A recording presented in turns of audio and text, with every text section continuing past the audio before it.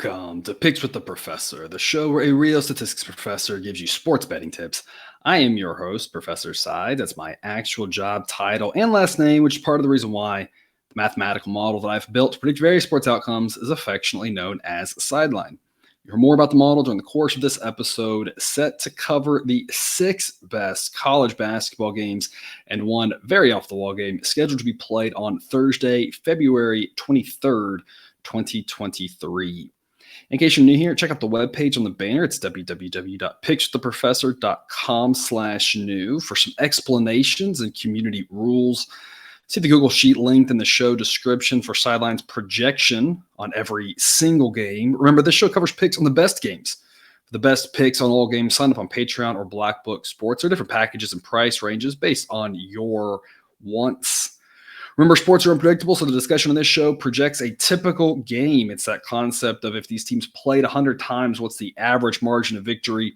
Don't know which one of those 100 we're going to get. Trying to figure that out would be pretty foolish because you see random things in sports, especially college basketball. It's the idea that in the long run, we're going to be more right than wrong.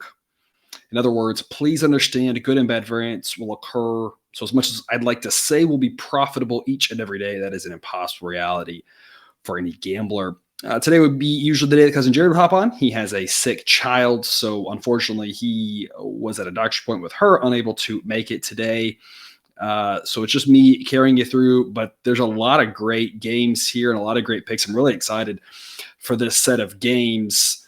But before we get to it, some reminders. Please hit that like button if you're on YouTube. Also, if you aren't yet, please consider subscribing or following. It's free. And if you turn on notifications, you won't miss any college basketball, MLB, or college football content that this channel provides. I've already mentioned the Patreon, but check it out if you haven't yet. Lots of great benefits you found over there above and beyond what we do here. $3 per month gets you to play of the day, and for another $2 a month, you get all of the model picks and access to the Discord chat, which is the place to get questions answered about these games, other sports, from me, from other people, about the model, about anything. Lots of fun over there on that Discord chat. Highly recommend it. Check it out at www.patreon.com/pickswiththeprofessor for more details. But even if you're not there, I'm still thrilled that you're here. Let's get to it. But as always, take what you like and leave the rest. I'm going to start off with the 6:30 p.m. Eastern game. Penn State at Ohio State just announced that Key is going to miss the remainder of the season for Ohio State. I was already marking him as out in the model for this game. Now that he's going to miss the rest of the season, you do have to wonder what that does to Ohio State's psyche. You have to wonder where it's been already. They've been terrible. We've been talking about how much they've just been an auto fade and super profitable if you've been on this train. I haven't been on it every single game, but I've been on it more games than not, and it's worked out really well. I don't see why we should change that here. I'm going to grab the point with Penn State right now around to pick them. I think Penn State wins. Here's the thing to note, even marking Key out, the model still says this should be Ohio State minus 1.2. So I don't think this line is too terrible. I'm just more playing on the fact that I already think there's a chance that Ohio State's thrown in the towel for the season, given what they've done. Maybe they're just waiting on the Big Ten tournament. That's kind of their last hurrah. I'm not really sure. I'm not in the locker room. I don't know. But you have to wonder, based off what you've seen right on the court, really where their focus is and has been. And you have to wonder about this Key announcement, where that's going to put their heads. It could spark them, right? It could give them a little fire, but we just haven't seen any fire from this team as of late. So I don't really see how this is going to help. I have to think it kind of hurts. So around the pick 'em, I think Penn State makes a lot of sense, especially if there is any bit of extra, again, throw in the towel type thing, given that Ohio State just lost their best player now for the rest of the season. If it's me and I'm coaching that team, I'm going to see you're kind of coaching a little bit for your job at this point, you have to imagine, but you do have to start thinking about what sort of styles of play you can now implement, who you're going to find to replace him, how that's going to play out, because you got to try to make a run to the conference tournament. So these last handful of games of the regular season, you might see a lot of weird things from Ohio State, and that makes it where they, again, I think are going to be pretty profitable fade overall down the stretch. And who knows what sort of weird things are going to throw at you in the tournament. But I just want no part of this Ohio State team. I'm going to back Penn State +1. But again, because the model still says Ohio State minus 1.2, I don't want to lay too many points with Penn State if this line starts running away because of the injury news. Ohio State still has some talented basketball players, right? They have looked very terrible, but at some point, I don't know where this number is going to go. If it gets out to Penn State like -2.5, -3, at that point, it's just way too much and it's a pass. I'm not going to back Ohio State at that number, but I would pass. But again, around a pick 'em, I do really like Penn State here. I think they can get the job done on the road. I just have no faith in Ohio State and want no part of them. Total's 142. Sideline says 144. But again, I don't really know what Ohio State's going to do. So its total is just really a pass for me. The model would lean over, but I want no part of this total. Even though Penn State's offense has been really rolling, I've got them inside the top 20. I don't know what's going to happen with Ohio State. So I think I'd just rather back the Nittany Lions. I think that's a safer play and just kind of see what Ohio State's going to throw at us with regards to tempo, how they're going to try to play now again without their best player. So again, it's just a pass for me on the total. 7 p.m. Eastern, North Texas and Charlotte. And if you don't know, these are the two slowest teams in college basketball. It's a shame that Cousin Jared wasn't here to talk about this one because this is going to be the slowest game you could possibly imagine. I do believe these teams already played once this year, and I think the total was about 110. I think it landed around 111. For this one, the model says 113. The actual total that I'm seeing is 112. I'm not touching that total. It's way too low to go under. It wouldn't, I mean, if you get overtime or something like that, it's, I guess, probably going to go over. You never really know. It just wouldn't take that much of, a couple of fast breaks back and forth, which these teams don't want to do. But if it's there, they're not going to pass it up, right? Wouldn't take too much to get this over. So it's not an under that I'm going to play. But my goodness, I don't want any part of the over either, knowing that this game could be first to 50 wins. So it's a pass on the total. It's just worth laughing at the fact that we've got a total at 112, and I don't even know if I wouldn't even go over that, even though it's ridiculously low. Instead, though, we've got an A grade play on Charlotte plus 2.5. The model says this is a coin toss game. We've had 10 A grade plays on Charlotte here in the last month or so. We've really been the last couple of months really been rocking them, and they've gone 7-3 in those games. Charlotte's just been a great team to back. I don't really see why that changes here. Again, I think it's a coin toss game where you've got North Texas, probably the better team. But on the road, I think this is pretty coin tossy. Give me 2.5 points with Charlotte. I think it should be anybody's game. So whether it's plus 2.5 or money line, I think Charlotte is the side to back here. 8:30 p.m. Eastern, Michigan at Rutgers. A lot of injury news for this one. Obviously, Rutgers has been without one of their better players now for the last couple of weeks. They've got another one that I'm projecting out. I've marked him out in the model. That takes away two of the literal two best, according to the model, defensive players for Rutgers. They're two of the top 4 overall players, but that really takes their defense from incredible to merely good, and that's what they've been riding. We've seen Rutgers struggle a little bit as of late, and part of that is, when they're not fully healthy, they're not as good of a team as is the case with most. It's not like I'm breaking news there. Michigan's got a couple guys who are questionable as well. I'm marking those guys as 50-50. If both of those guys play, I really think Michigan's got a chance to win this game. If one of them plays, they should be able to hang around. If neither of them play, now you're kind of a little disappointed because you're seeing two teams that just aren't at 100%. That would be a much more interesting contest if they were fully healthy. But the fact that Michigan has a chance to be healthy in this game or a chance to be more healthy, I think their injury prognosis is a little bit better. I think getting 6.5 is a steal.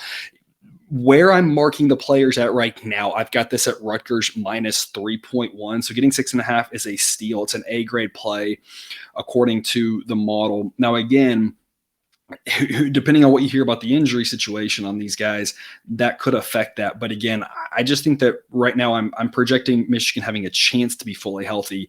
And even if they aren't, again, 6.5, they still could absolutely cover. I was really impressed with the fight that Michigan showed against Michigan State on Saturday in that home game. It was a pretty tight contest down to the wire. Michigan State playing with all the emotion in the world, what you saw here in their home game, and Michigan just pulled away at the end and played really well. I think with that type of effort, given what we've seen from Rutgers as of late, it just hasn't been the same team as they were, like that team that went into Purdue and won. I think Michigan, again, if they're fully healthy here, a chance to pull this one off and win it. I think getting 6.5, just a great investment. I love this, an A grade play according to the model. Total in this one is 133. Sideline says 136.6, and that's largely due to the fact that, again, Rutgers is missing their best defensive player, has now for a couple of weeks, like I said, and could be missing their next best defensive player.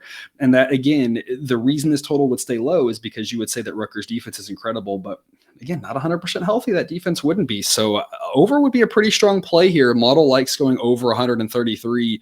Obviously important to take note about Michigan's health, and is McConnell really out for Rutgers or not? He's listed as doubtful right now.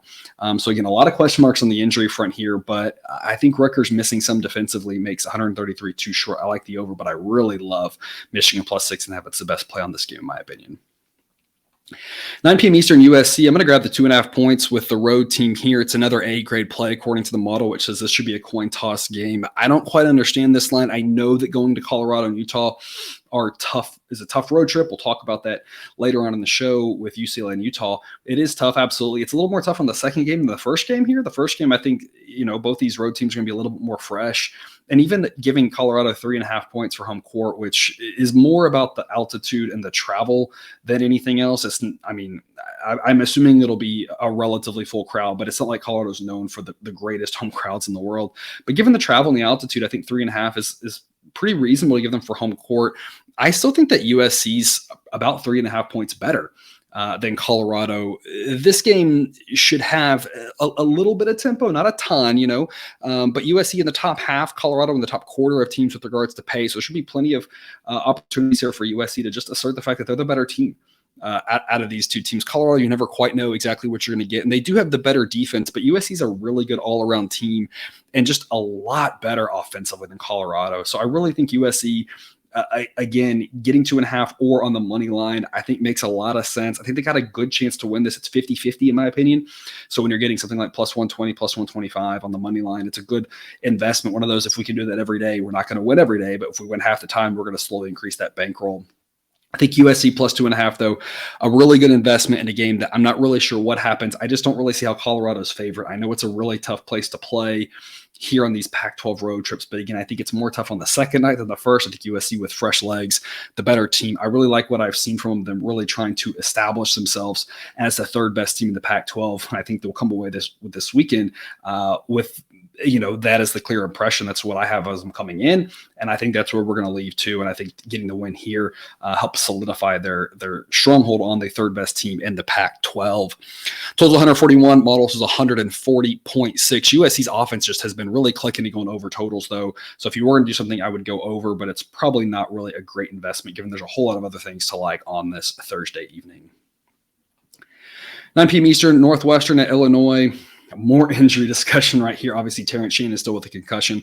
I'm marking him as 50-50. I have no idea with concussion. Sometimes these things linger and these guys are out for forever. Sometimes they bounce right back. You just really never know. And that's obviously going to be a big thing. It hasn't affected Illinois too much. Here, they obviously lost that game at Indiana. Without him, they still covered relatively easily, though. Obviously, with Shannon, you think they can pull it off. So it's affected them in the win column, but they still covered that game. I'm not sure how much of it affected them against Minnesota, and that, when you're clearly the team that's better, how focused are you, that sort of thing. They didn't get the cover there with him. I'm not sure if they would have or not. You never really know. So both games have been kind of interesting how it's affected. This is the one where you really think it could affect even more so, because with him in there, you have to think that Illinois is more likely to win by something like 5-10, but without him, you think that Northwestern's got a chance to hang around there. That's kind of how I see this game. I'm going to grab the 5.5 with Northwestern. If I mark Shannon as 50-50, I've got Illinois -5 as the average margin of victory here, or average game result. Northwestern's been playing really well. Jake and I talked about it yesterday. They're actually not a bad team at this point. Going on the road, though, is going to be a tough ask in this one. Illinois, given the victories that Northwestern has had, probably not going to take them lightly. Obviously, it's a short road trip for Northwestern, which is nice. But you have to assume late game here that this is a pretty strong Illinois crowd. A tough place to play, as there's most of the Big Ten stadiums. I just think that without Shannon in there, or with him again 50-50, I think Northwestern's got a really good chance to hang around. So I'm going to grab the 5.5. if Shannon is announced that he's going to play, I have to assume this number goes up. I probably still like Northwestern because my number will go up, and I think the spread will go up. I have to assume that Vegas is kind of treating him as 50-50 as well. So right now I think there's a good half point, maybe full point of value here on Northwestern. And so depending on what we hear about him, I think the number moves. If he's announced out, I have to assume this drops a little bit more. And I would still like Northwestern, maybe a little bit less. So I'm kind of assuming he's out. I tend, I've heard me talk about this before. I tend to kind of assume if guys start missing multiple games that they're going to be out until we hear more, because then you start being right more than you're wrong. He comes back at some point. You just never know when. Maybe it's here, but again, even if it is, you never know how many minutes he's going to play, how he's going to feel, et cetera. So I think Northwestern's a smart play here. Obviously, we hope that Shannon's okay. With regard to our bet, we hope that maybe he just takes his time coming back, I guess. But I'm going to grab the points with Northwestern. They've been hanging around. All they got to do is hang around on this one and not have too many late game fouls. So I think the dog here makes a lot of sense, getting 5.5 points. Total's 136. A sideline would go under. It says 134.3. We've been pretty spot on with the totals for both of these teams. My thought on this one is that Northwestern's been really slowing it down. They've been really relying on that defense. The best unit on this court is going to be their defense. Of course, unfortunately for them, the worst unit is going to be their offense. And given the fact that they know that, they've been really slowing teams down, preventing fast breaks. They want to play this game really more in the low 60s number of possessions, whereas Illinois wants to get it up into the 70s. And so it's going to definitely be a clash of styles here. But knowing that Northwestern really has to take the air out of the ball in order to have a chance to pull the road upset, I think under does make a lot of sense. I would be going under 136 on this one if I was playing a total. 10:30 Eastern. UCLA at Utah. Again, we talked about this a little bit earlier. Utah, tough place to play this Utah-Colorado back-to-back road trip. I'm not going to be excited to jump on UCLA or Utah necessarily on Saturday or Sunday, whenever those games are. I'm not sure at this point, because that second game out there is really tough. We've talked about it before. When you have these type of road trips where you're kind of away from home, you don't do it often. And when you do it often, a lot of times it's in tournaments where it's neutral site and everyone's doing so. Everyone's at the same disadvantage. Of course, when they do it here in the Pac-12, again, why it's so tough to win that second game in Utah, Colorado, why some teams, if you lose the first one, you're in real danger of losing the second one, because the other team is used to it. They're sitting at home. They've got their own, beds, their own trainers, everything, and everything's set up normal. I guess not trainers, but, area where you get trained, right? Medical room, whatever. The idea being that second game being tough for the first one, though, with fresh legs. I'm on UCLA here. I'm going to lay the 7. I just think they're the much better team. I've got UCLA ranked 3rd overall in my model. I've got them as the second best defense and still an offense that's just outside the top 20. And Utah's defense is pretty good, but their offense has really fallen off as of late, especially as we've gotten into conference play. And offense falling off is not what you want to see against this UCLA team. I feel like it's definitely more of a chance where Utah might be stuck in the 50s and might have a hard time getting to 60. And UCLA's offense isn't as good as their defense, but that's only because their defense is so dang incredible. Their offense is still pretty solid, and I think UCLA can get closer to, in the 70s. I think Utah's going to be stuck around 60. I see something like 70 to 60 in this one. Sideline says 131.6 for the total, so it says the pass on 131.5, which is where the total is now. But it says that on average, UCLA wins this by 8.6, so it's a B grade play backing UCLA. So we've got 3 A grade plays in these 6 really good games here, and a B grade on UCLA. So a lot to like here in this slate, from the early tips to the late tips. But I'm going to back us up now for overtime and give us a little bit of afternoon delight. Noon Eastern, Western Illinois at North Dakota, a game that, if it wasn't for the fact that it was the daytime game, one that would probably not be on your radar, but given it's the early time slot here, I figure people are interested. And I've got an A-grade play on Western Illinois +3. As headline says, this is a pretty much a toss-up that North Dakota should be the slight favorite by about a half point to a point, but nothing more than that they win about 50 to 51% of the time. So I think getting 3 points with Western Illinois is way too good to pass up, or money line, either one. But I think the road dog is live here. You really don't expect a great home crowd for a daytime game like this at North Dakota. And you have to think that Western Illinois, I think they're the better team. than North Dakota. I'm not really sure by how much. You've got two terrible defenses, but Western Illinois' offense is, I think, sizably better than North Dakota. So I think they're the better team. Again, the better team by how much? It's hard to say with some of these teams and how bad they are in the bottom part of the summit. Neither one of these teams, again, very good. I've got them both approaching 300, but I think Western Illinois is better by enough that even though it's a road game, I'm not expecting a big home crowd from North Dakota. I think getting 3 points with the road team, again, or money line is way too good to pass up. So I'm loving the dog here. Total is 143. Models is 143.7. It's an interesting take on the total. We have the day game. We talk about a lot of times these day games really early like this is a little bit less scoring, and that tends to hold true on average. Absolutely. The thing here, though, is that both of these defenses are really, really bad. It's not an over that I'd be excited about because the early slot, because again, if you see these sleepy start, sometimes you get a little bit, less eager to run the fast break. You get a little bit, the legs aren't quite loose yet, so the jumpers aren't falling in the first half. So you see some slower games. But if there's any lackadaisicalness and these defenses are really bad, it could lead to a lot of open layups. So it's a total that if the defenses had any competency whatsoever, I would be saying to go under this total, given the early time slot. But given how bad these defenses are, I think it's a pass on the total. I think let's focus on the dog here. Again, getting 3 points or the money line, I think, is a great investment. And that's all I've got for you here today. Quick show, but a lot of great games on Thursday. Don't forget to check us out on Patreon, where we've got a bunch of other A-grade plays here for your Thursday. Otherwise, though, make sure you're subscribing to the channel. That way you get all the good sports betting content that we have here dropped right into your feed. Be back again tomorrow. Jake's scheduled to be back on to give us more college basketball insights. And until then, as always, best of luck. And remember, you can eat your betting money, but please don't bet your eating money.